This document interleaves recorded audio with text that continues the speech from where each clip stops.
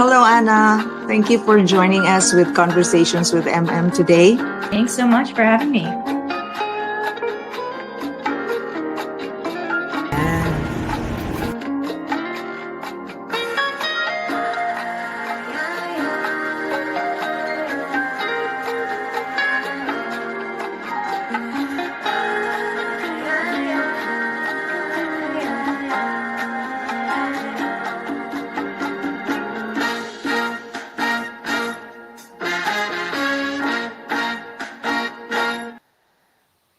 Hi, everyone. Good evening. Welcome to the late edition of Conversations with MM. I'm Marivir Montebon here in New York City. We have a very important episode. This is about the CSW side event in commemoration of the 69th session and the Beijing Plus 30 platform. I was able to attend this forum at Harvard Club in the city, and they had the forum had a panel of veterans of the 1995 Beijing Platform of Action. Now, how important is this? In 1995, the gathering of women, which was like about 50,000 women all over the world, they went to Beijing and articulated the rights of women. Women's rights are human rights, and so these are substantiated in terms of gender equality, economic rights, the right to live peacefully, and to be safe and protected during wars and calamities. So these are just the wide range of topics on the international accord that the women were discussing. So this is a build-up. They met in Copenhagen, they met in Nairobi, Kenya, to further articulate these philosophies and programs of action. So Beijing 1995 was crucial in articulating and putting forward the government's responsibility to set up policies and programs that protect women and children. So our guests are big time. They're such contributors to the Beijing platform. And I'm so happy and lucky that I was able to go there. Now, the forum is titled 30 Years of the Beijing Platform for Action, Looking Back and Pushing Forward. This was on March 14 at 9:30 a.m. until noontime. And the speakers were from different countries. Miss Selma Ashipala-Musavyi. In 1995, Selma Ashipala-Musavyi served as the rapporteur to the preparatory committees on behalf of Africa and the chairperson of the working group on gender. So she's a very important person in that conference. And she was at Harvard Club to shed her memories and insights into the Beijing Plus 30. And there was Carol Bellamy. In 1995, she served as the executive director of UNICEF during the Beijing Fourth World Conference on Women. And Charlotte Bunch served as the executive director of the Center for Women's Global Leadership, where she was a prominent figure at the Beijing Fourth World Conference on Women. And there's also Patricia Espinosa. In 1995, Patricia Espinosa was part of the Mexican delegation to the Fourth World Conference on Women. She contributed to the working group on the political declaration of the conference, with over 40 years of experience in diplomacy, multilateral negotiations, and international relations. Also, there's Patricia Licuanan, our very own Filipina.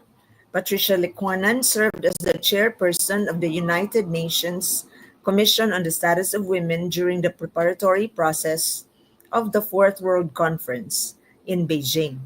In 1995, she chaired the main committee, which negotiated the historic Beijing Platform for Action. So I have a picture with Patricia. just before the forum started. So it was good to see her. And she's still up and about. She was like over, she's now over 80 years old and still very agile. That was my impression. And also, here's a picture of the other Patricia, Minister Patricia Espinosa of Mexico. And here we go. And another speaker is Gertrude Mongella. Gertrude Mongella in 1995 served as the Secretary General of the UN Fourth World Conference on Women in Beijing. In this pivotal role, she helped steer the conference's historic discussion on women's rights and gender equality. And last but not least, Yoon. In 1995, Yoon served as on the NGO Forum Organizing Committee, where she coordinated regional networks and facilitated the NGO amendments document on the Beijing Platform for Action. She is the UN representative for the International Alliance of Women and the author of Citizen of the World. And she is based in the US. Okay, so these are the power women during that forum at Harvard Club. And this was organized by the Asia Pacific Women's Watch, Cities for CIDO, History and Futures Project, Southeast Asia Women's Watch, Sea-Watch, and the UN Women. So I'd like to share with you the forum. It first opened like casually. The venue was packed, ladies and gentlemen. Take a look at this. It was packed and women were happy, chatting. You know, as usual, women are like excited. The room was filled with excitement. It's the Biddle Room at the Harvard Club. And they were like, it was also a sort of reunion. There were young and old people in the room. And it was a exciting, it was an electric time during that morning of March 14. So let's take a listen. The first presentation that I will give is the reading of the inspirational message by former Secretary Hillary Clinton and former presidential candidate of the US. Emerged from Beijing was a global network of sisters. Sisters represented by those of you here today. And what you have done has echoed across the decades. In my ensuing travels as First Lady, as Senator, as Secretary of State, from large cities to small villages on every continent, I have heard my own words repeated back to me by women from all walks of life who believe in the truth and power of my simple assertion: human rights are women's rights, and women's rights are human rights. 30 years after we gathered in Beijing, the world is sadly an even more dangerous place for women and girls, and the platform for action remains far from being completely implemented.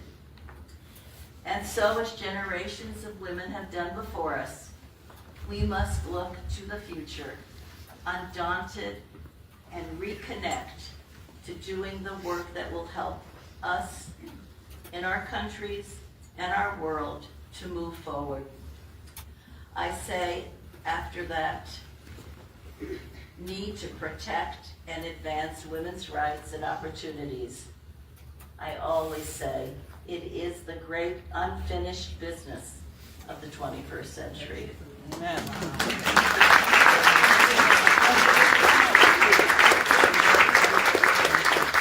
Today, let us remember, let us celebrate, but tomorrow, let's get back to work. Onward, in solidarity with good cheer and warm regards, I am sincerely yours, Hillary.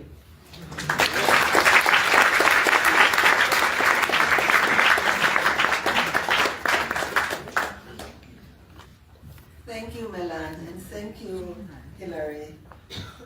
We will always remember that, and that is true. Wherever we go, those words are repeated. They are so associated with Beijing, right? Yeah. Women's rights are human rights, and human rights are women's rights. Well, I know that the first question Gail was planning to ask was we ask of the panel, how did you feel the very moment when the platform for action was finally approved at 4:45 in the morning? What is your most, or in other words, what memory stands out about the Beijing Conference for you?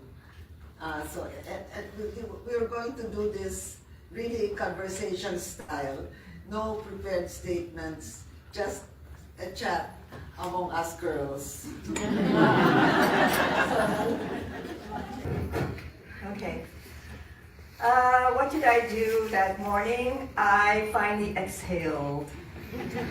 For 2 years, I have to say, I wasn't breathing. I was holding my breath.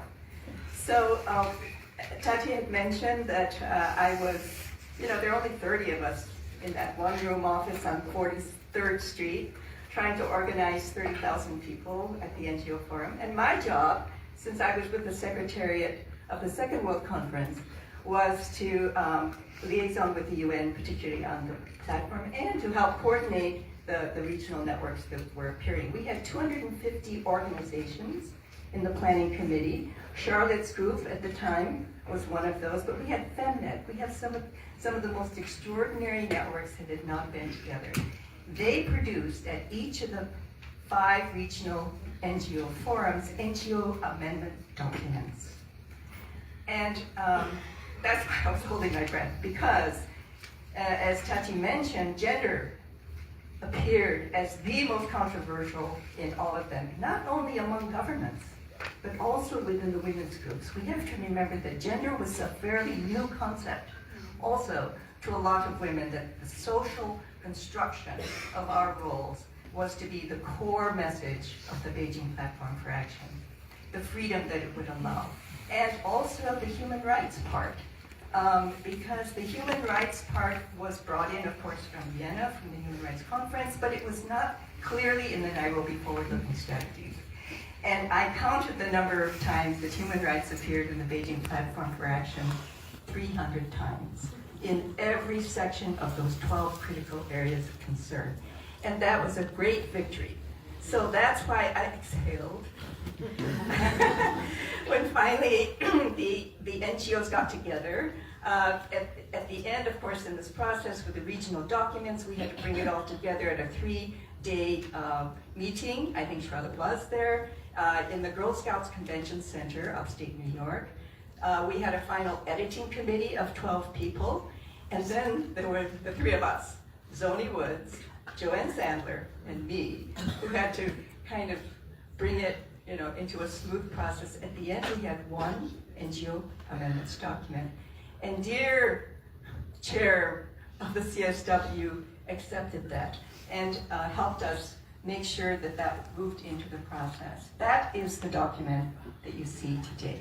And the reason I wanted to elaborate on the process is to elaborate on how many voices and how much effort and how much movement had to go into that for 3 years, including on the part of Secretary General, who, as I recall, actually visited every province in China for a number of years, meeting with the All China Women's Federation groups to make sure that China, 1/3 of the world's women, was also going to benefit from this conference.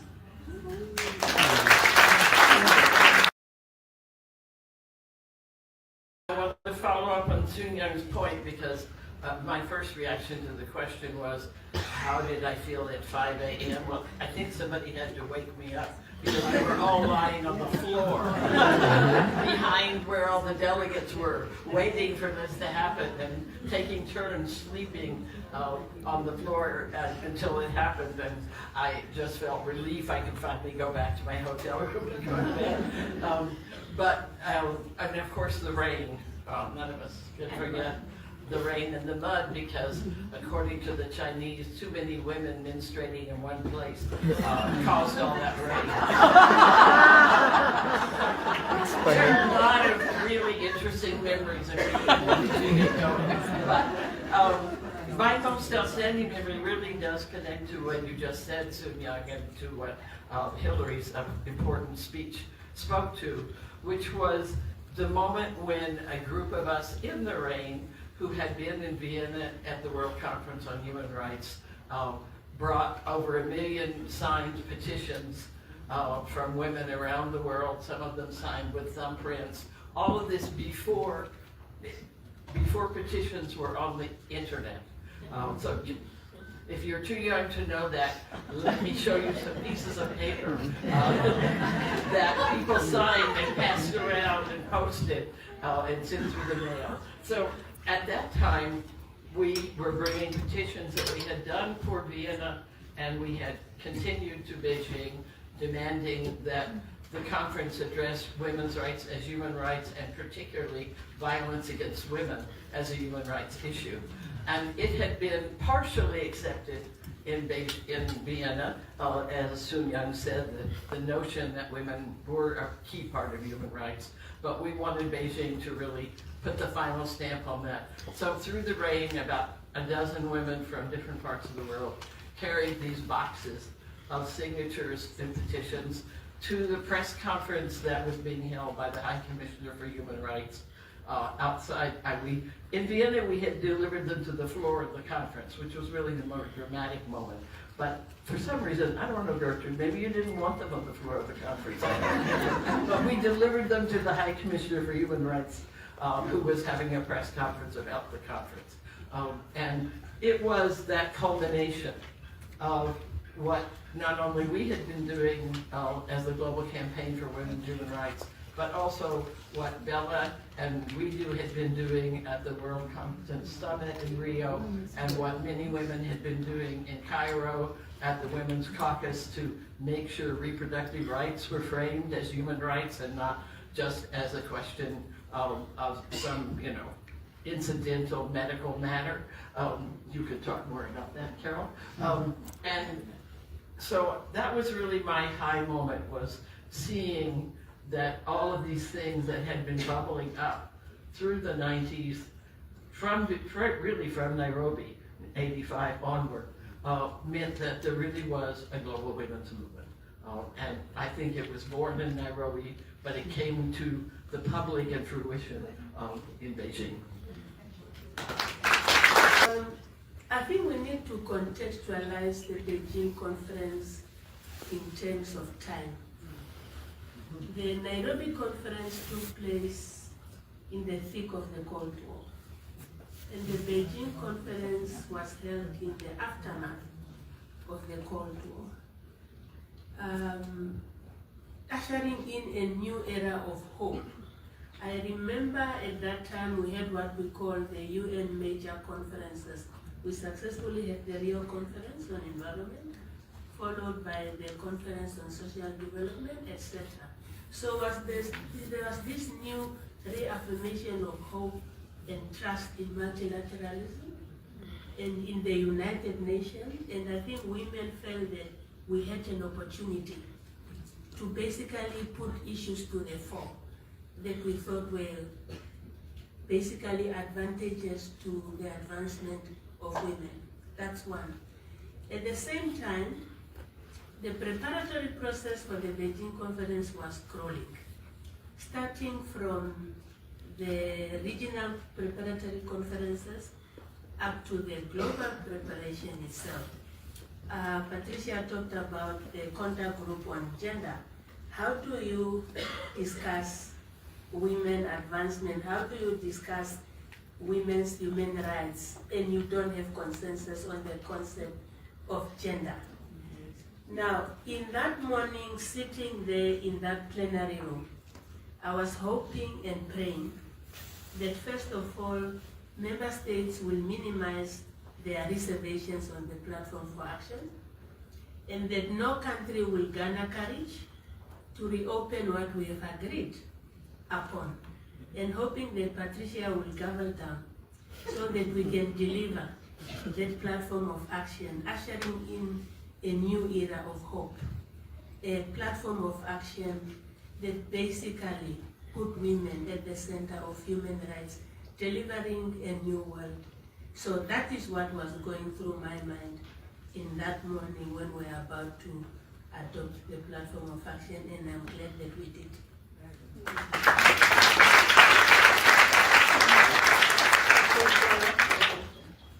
Thank you very much, Patricia, and hello everyone. And let me just say that I feel very, very honored to be sitting here along these women that played such outstanding roles in different areas to put together the successful outcome of Beijing in 1995. At that time, I was a young Mexican diplomat. I was part of the Mexican delegation.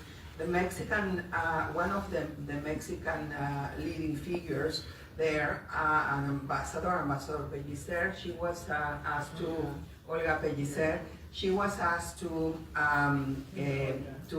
conduct the negotiations for the political declaration. And so I was almost the last member in the delegation. So I was told, okay, you will support the ambassador and you will be helping her in getting this declaration done. And that was my role. So as you can see, very modest role.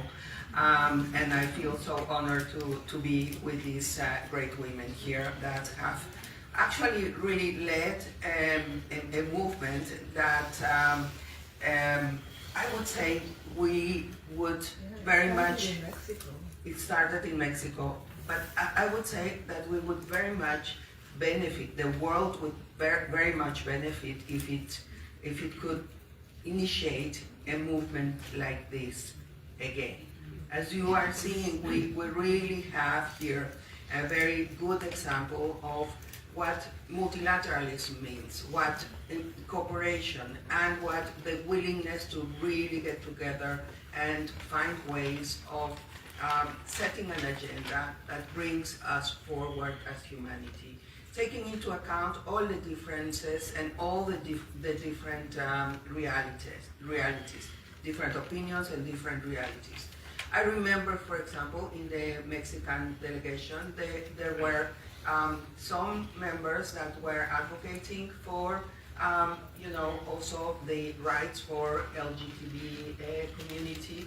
There were also the groups that were advocating for the right to life, meaning, women should not, women cannot take a decision over a body that is already on the way.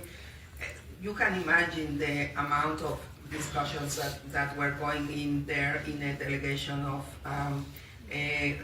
59 women and 1 man. And that was the head of delegation. That was the head of the delegation. He was the head of the delegation. Terrible. So I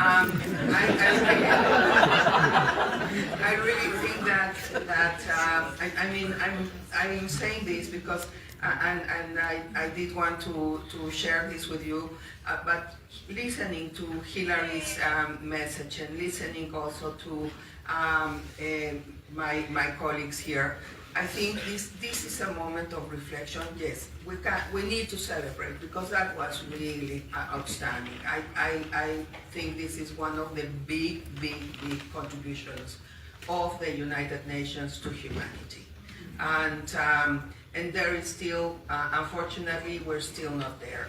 So I think we need to realize that this kind of movement needs to happen again. It's not happening. We are losing the fight against those who are advocating to go back to those rights that were so really so hardly won in Beijing and that are there in the Declaration and Platform for Action. And I'm just so really grateful to all of you because I can see that all of you, each one of you here is absolutely dedicated and committed to this agenda.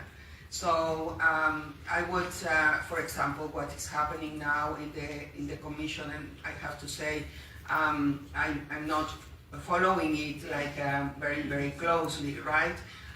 But I do know that in the negotiations, what is the Commission doing? It's doing negotiations on very specific issues, but you know, there's not this big push from a global movement in there. I can tell you, I was heading the UN Climate Change Secretariat for 6 years, and I was also Foreign Minister of Mexico for 6 years. And I can tell you, this is not something that happens. I mean, we have to fight it every time. In the negotiations, regarding climate change, we are again questioning whether any reference to gender should come into the documents on climate change, while we know that women are especially affected by climate change. So why would we not allow those mentioning? So the argument that is being heard is, no, this is distracting our work. We need to concentrate on climate change, not on women. It doesn't make sense, you know. So I just wanted to say this, and I do hope that we can find some strong, energetic young women that will take the torch and will renovate and relaunch this ambitious movement for the rights of women. And bring back the passion.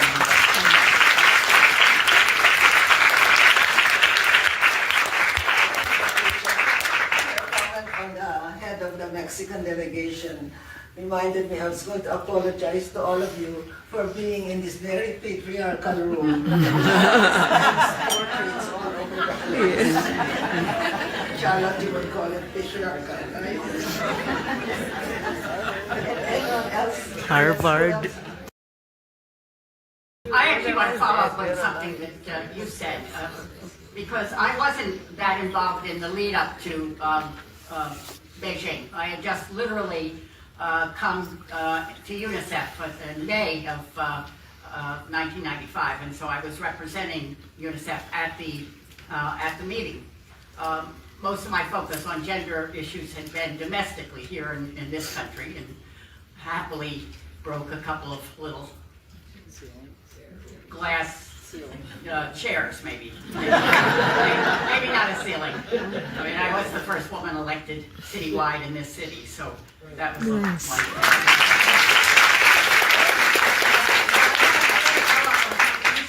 I do want to put also Beijing in the context of the 90s. It was one of those really important meetings. There was the environment meeting in Rio. There was the women's meeting in Cairo, as you mentioned. There was Beijing. There was the social services in Copenhagen. And they led to really a global acceptance and a global agreement around global goals, which built into those goals gender-based goals. Not always pursued as strongly as they should have been, but the Millennium Development Goals included a number, from girls' education to maternal mortality, although that one kept falling off the list. And then led to the Sustainable Development Goals, which also built in peace and security, understanding, again, both the critical role of women and also the impact of peace and security on women.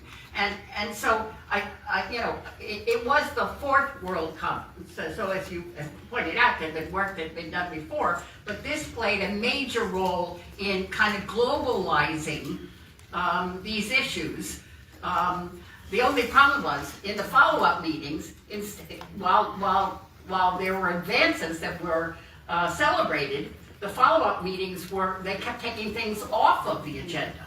And to the extent that we find ourselves in 2025 trying to find the agenda, but I think Beijing has to be seen in that context. It should be seen as a separate and its own, because it played such a major role, but I think it needs to be seen in this broader globalization of the agenda, because without it, I don't think it would have been integrated into these global goals. Thank you very much, Patricia. You're a great woman.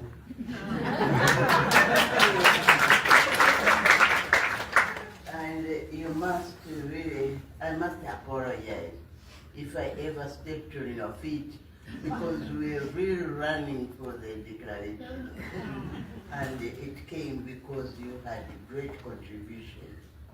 I would like also to say, I think we should appreciate our Chinese host. It wasn't a joke to have over 50 people in Beijing at the same time. 50,000. And if it went to some small countries, that would be over the natives of that country. So Beijing, we have to clap for Beijing. Day and night, I remember, to create the space for the NGOs, space for the government, and to make sure we are safe. Yeah. I don't think at this moment I can be as confident in any country, because with so many issues we have to battle with. Traveling at that time was better than today, was safer than today. So for the Chinese, I always respect them for having accepted to host such a huge conference. Now I would like to say, you see, in Africa we talk better when we tell stories. There was somebody yesterday who reminded me my story of the tortoise. But today I'm not going to talk about the tortoise. I just want to say that when I was at Beijing, I didn't remember which religion I belonged to. What was my faith?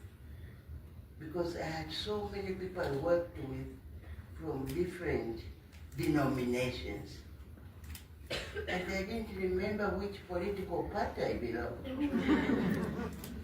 Because there were thousands of political parties. And when I went back, I had so many friends from the opposition parties, and they used to wonder what am I doing. I said, in Beijing, I met so many people with many parties than the few 20 parties we have in Tanzania. I didn't remember what color I was. Because we are black, yellow, brown, whatever, pink, whatever color you wanted to have. So I became, for the first time, a global citizen.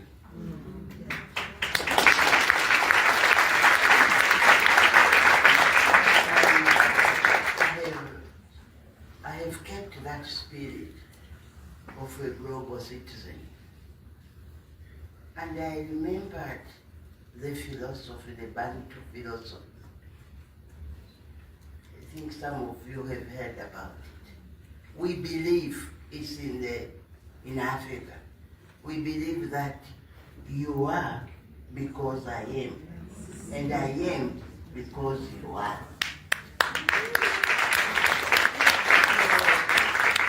At the end of Beijing, I said, I think we have really implemented the Bantu philosophy.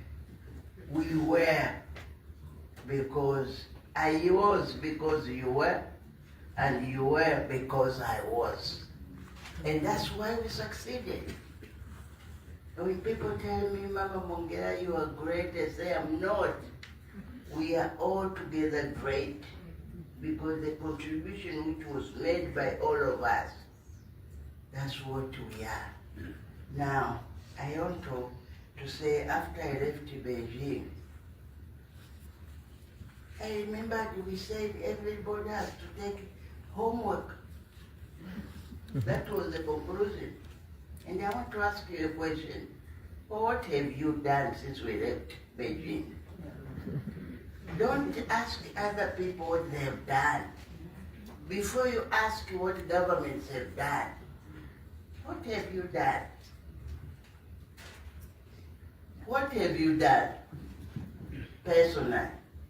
I can answer that question. Very proudly when I went back, I said I have to go back to Parliament. Clap for me. And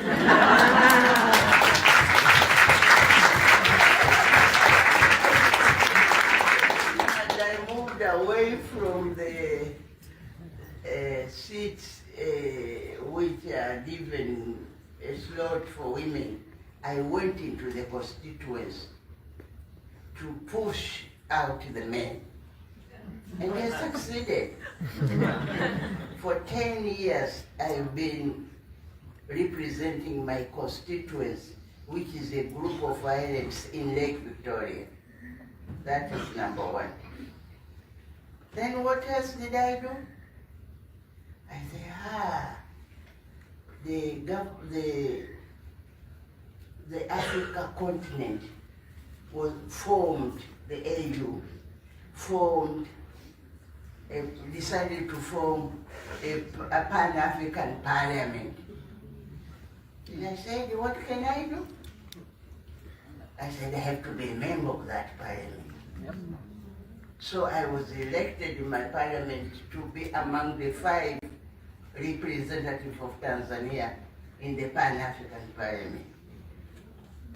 Then before we went to Addis Ababa, before we went to swear in, the 5 of us met, all of them men, 4 men and myself. And we met. And they said, oh, we are going to have elections for the president, 4 vice presidents. And I said, I'm going to run. And this man looked at me as vice president. I said, no, I have outgrown those positions.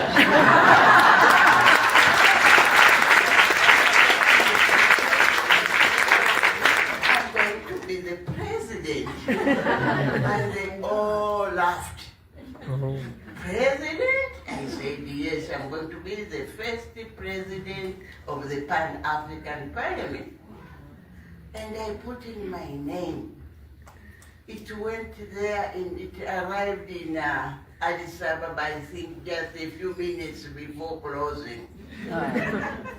So this man who couldn't believe it, when we were sitting in that after swearing in, then a young man from Nigeria came, said, Madam, do you have your CV? I said, yes, I do. So I gave a copy, and this is the meaning of being prepared. I had several copies, so I gave him a copy. And that young man stood up and talked about Gertrude Mongella and the Beijing Conference and all those things.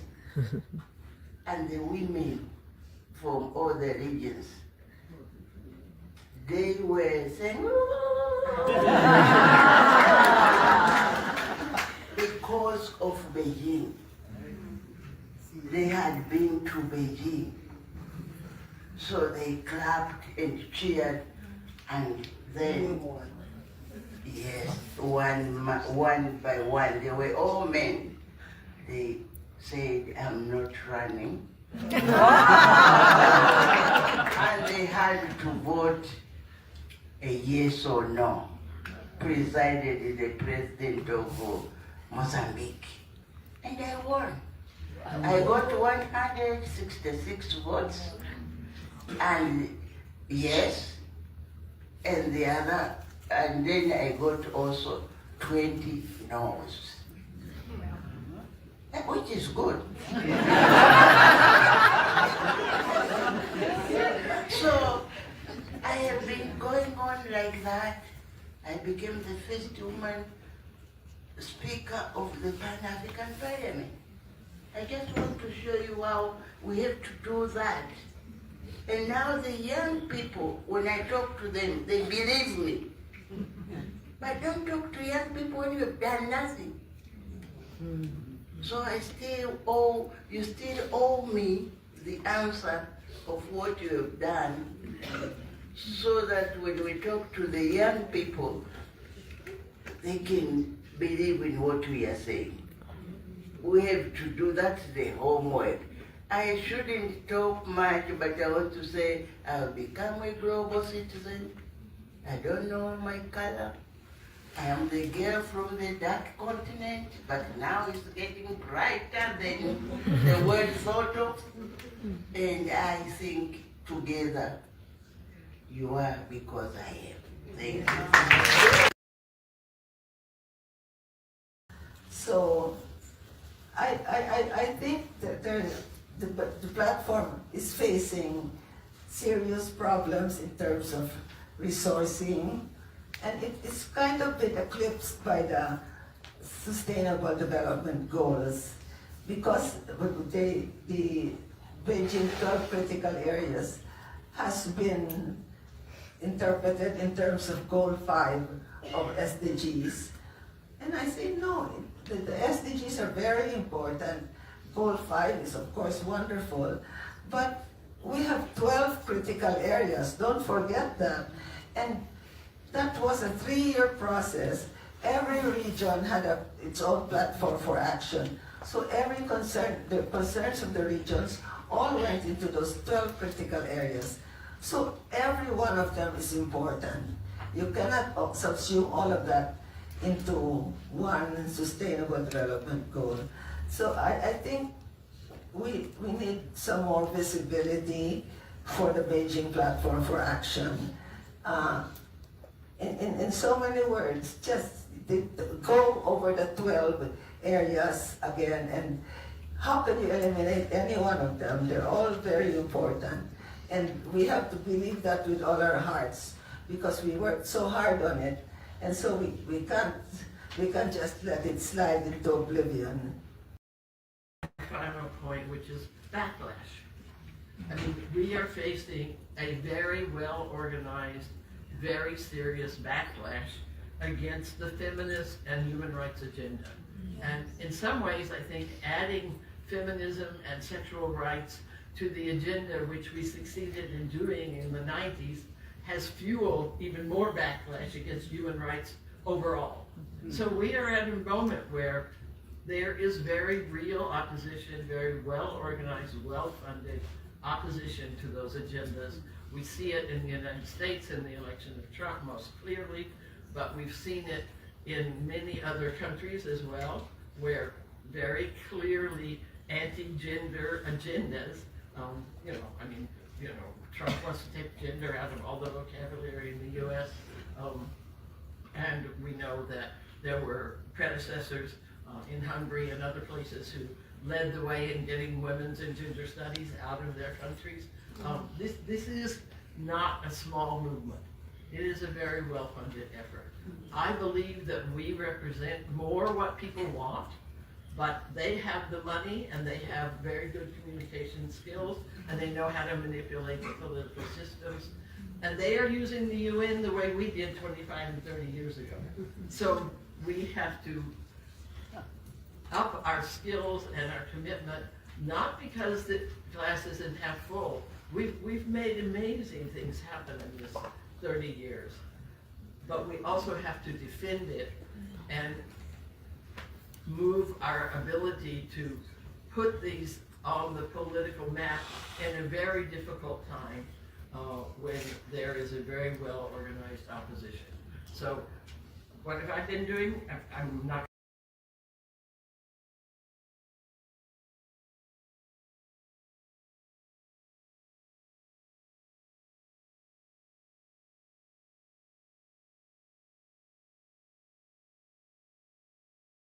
but there's a terrible backlash.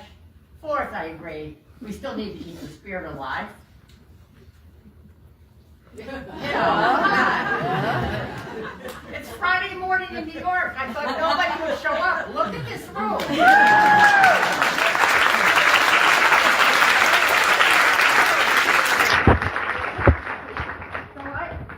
And I don't think any element of the agenda is more important than another, but I'm going to talk about one that I think is really important.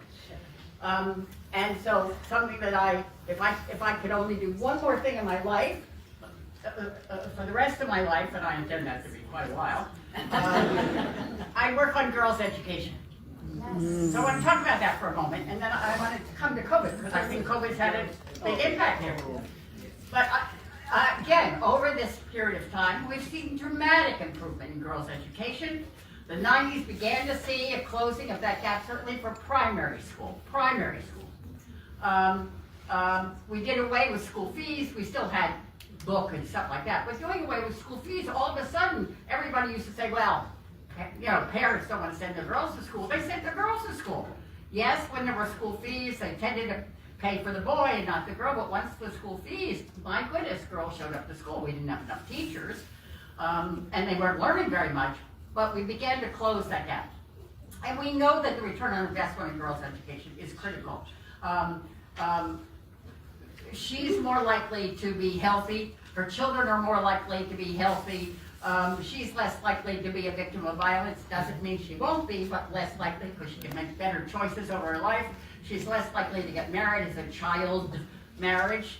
Or watch out for that word marriage that gives legitimacy to a child being taken. Her family maybe not going to be rich, but more likely to be financially stable. And then we started getting girls into secondary education, very important, because that magnifies this return on investment. And then COVID hit. And all kids, boys and girls. Oh, by the way, my view is if girls are going to school, boys are going to school, at least in most places. So it's not that I don't want boys to go to school. I do, and we have to work with boys and men. Amen.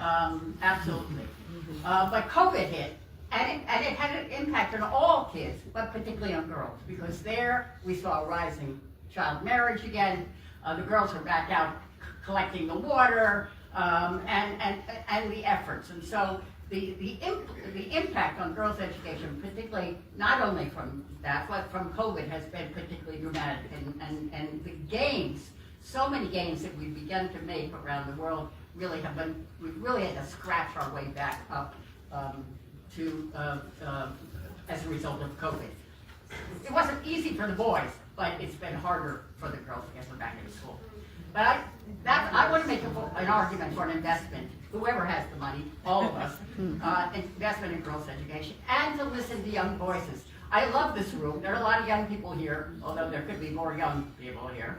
But remember, when Beijing existed, 1995, we didn't have social media.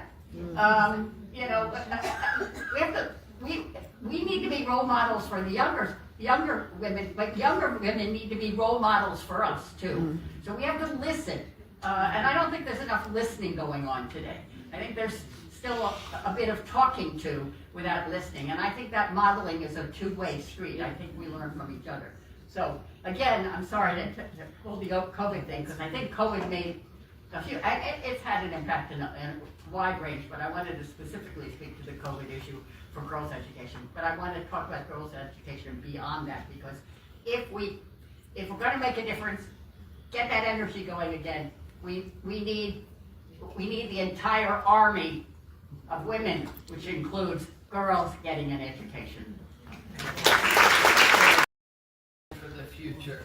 And the first thing I would say, as someone who began my activism at a very young age, is you just get out there and do it. And you are doing it, and the safe houses was a great, the network of safe houses was a great example. You can look to find those of us in other institutions who need to hear about it to help celebrate it. But if I had waited in all the projects I did as a young person to be invited, I wouldn't have done anything.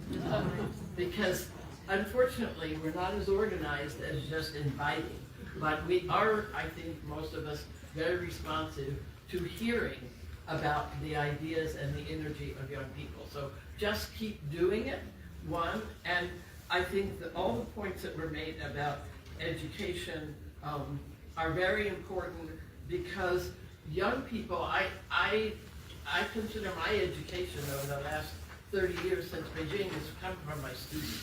Young people tell me what and how these issues are changing. And I think it goes to Sak's point about the ecosystem is changing. It's from young people that I learn about what's happening on the technological field, what's happening in all of those areas. So we do really need to open that space. And finally, act without fear. That's why I've been working so much on women's human rights defenders. It is collective security. We have to provide the security for each other. We cannot assume that the governments will take care of that. So the movement of all of the women's human rights defenders, in fact, most strongly in Mexico, is a very strong women's human rights defenders movement because there is a lot of fear, and activism brings fear because it brings violence. And the backlash is because of what we've done. So we have to defend ourselves because the good thing is we created a movement. It touched patriarchy, if you will. It touched patriarchy. And it has shared those who are dependent on those patriarchal structures. But we also have to build our own community defense of each other, the we, the I and you, and the we, all of that. We can't just wait for someone else to defend us. So build your vision, act on it, and help get your friends to create the security that will keep us all going. So much more to say, but I'll stop.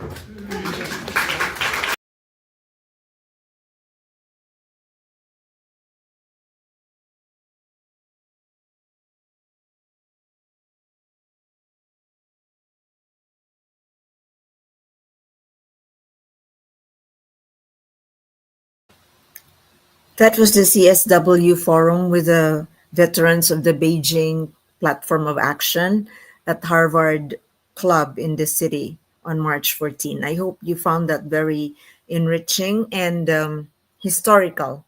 And it gave us a sense of how it was creating that declaration of women's rights and empowerment agenda. So we'd like to thank the organizers of that forum, CSW forum, because it, for me, it added inspiration to the ongoing struggle and movement for women's rights. And, you know, if you engage women, if you equip them with education and opportunities for lifting themselves up, it will lift the whole of humanity. Because women, we don't just think of ourselves, we in fact think first of our families, of our children. So I hope you like that episode, this episode, ladies and gentlemen, and keep doing what you're doing. Keep yourselves inspired. Take care of yourself and take care of each other. Bye for now, and have a good weekend.